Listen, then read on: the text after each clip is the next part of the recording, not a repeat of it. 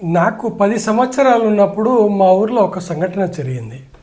ఆ సంఘటన ఏంటంటే, ఒక అన్నను తమ్ముడు గుడ్డలితో కొట్టి నరికి చంపాడు. నరికి చంపితే పోలీసులు వచ్చి పట్టుకపోతున్నారు. అయితే నేను మా అమ్మను ఒక ప్రశ్న అడిగాను. ఎందుకు అడిగానంటే, నేను అప్పటికే రామాయణము మహాభారతాలు చాలాసార్లు చదివాను. దాదాపుగా రామాయణం అయితే ఒక 100 సార్లు చదివుంటాను. భారతం ఒక 10 సార్లు చదివుంటాను. అప్పటికి ఆ చిన్న వయసులోనే మా ఇంట్లో అన్ని పుస్తకాలు లభ్యమయ్యేటివి.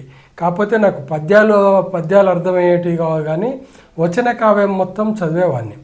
నాకు ఆ వయసులోనే ఏమర్థమైందంటే, మన తలరాతను దేవుడే రాస్తాడు, మన తలరాతను మార్చే శక్తి ఎవరికీ లేదు అనేటువంటి విషయము నేను ఊహించుకున్నాను. పుస్తకాలు అంటే రామాయణ భారతాల ప్రభావం వల్ల నా మైండ్ అలాగా మారిపోయింది. అయితే నేను మా అమ్మను ఒక ప్రశ్న అడిగాను. అమ్మ, ఇప్పుడు ఈ అన్నను తమ్ముడు నరికాడు కదా, మరి నరికితే ఈ పోలీసు వాళ్ళు ఎందుకు పట్టుకపోతున్నారు? ఇకని ఇప్పుడు అన్నను తమ్ముడు చంపాలని దేవుడే కదా రాసింది. ప్రతి ఒక్కరి తలరాతను దేవుడే రాస్తాడే కదా.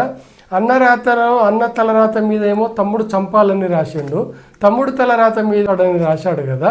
అలాంటప్పుడు ఈ పోలీసు వాళ్ళు ఈ తమ్ముడిని ఎందుకు పట్టుకపోతున్నారని అడిగాను.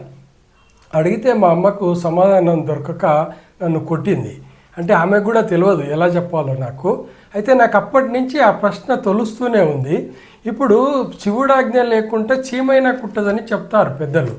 మన తలరాతలంతా దేవుడే రాస్తారంటారు, మన చేతిలో ఏముండదని చెప్తారు, ఏ పురాణం చదివినా ఏ గ్రంథం చదివినా.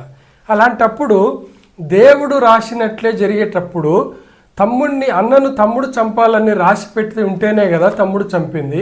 అలాంటప్పుడు ఈ తమ్ముడు ఎలా తప్పు చేసినట్టు, ఎలా దోషి? ఇది నా ప్రశ్న.